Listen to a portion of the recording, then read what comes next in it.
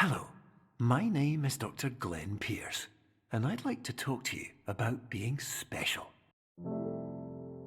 Superliminal is a first-person puzzle game released in 2019, and has since received praise amongst others like Portal, Myst, the Talos Principle, and more, mostly for its non-Euclidean game function, which put simply, takes advantage of the fact that your computer screen is a cyclops.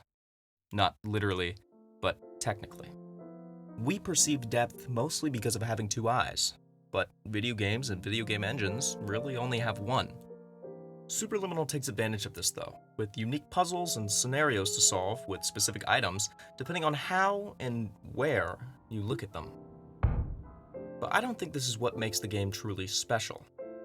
I argue that its story and setting, often argued to be on the short and shallow end, can offer us more in the form of critical questioning on how we look at video games. The game is set inside of a continuous lucid dream. Dreams, or dreamlike scenarios, are a frequented frontier in the video game space, and for good reason. Aren't video games a lot like lucid dreams?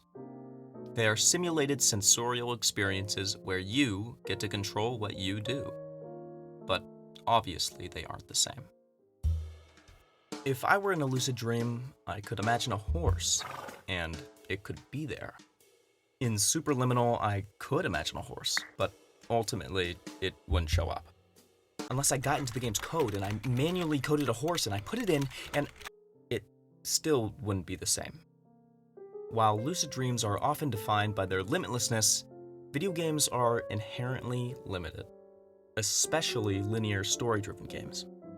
But that doesn't stop them from attempting to hide this fact. Superliminal's story goes as follows. You are a patient at a dream therapy center, and you are special. So special, in fact, that we have no idea where you are. Intended to be a curated experience, your mind has now taken control. Whatever happens next is because of you.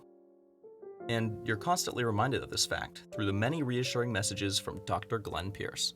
I'm just popping in to give you a quick update on where you are. We still don't know, but please keep moving forward, and hopefully you prefer frequent updates to being reminded that you are completely lost. With the way the game's designed, it certainly makes you feel this way.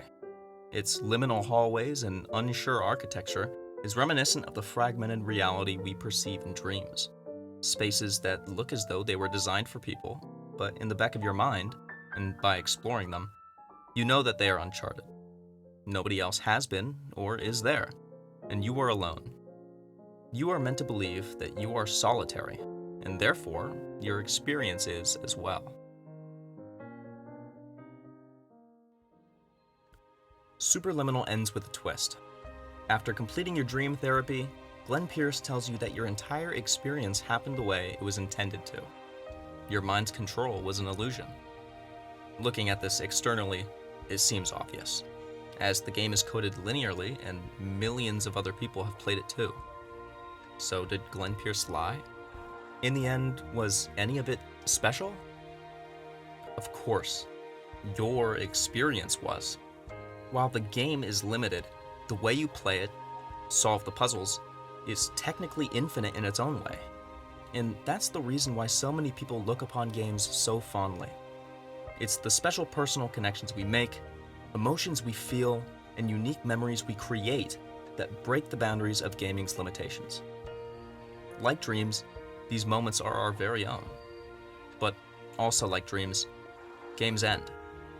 You'll complete the story, collect every item, build your castle, or just get bored.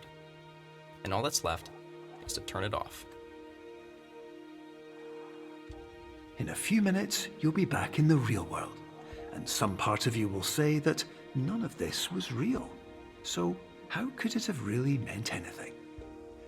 But just like the power of perspective itself, it will have been as real as you believed it to be. All you've got to do is wake up.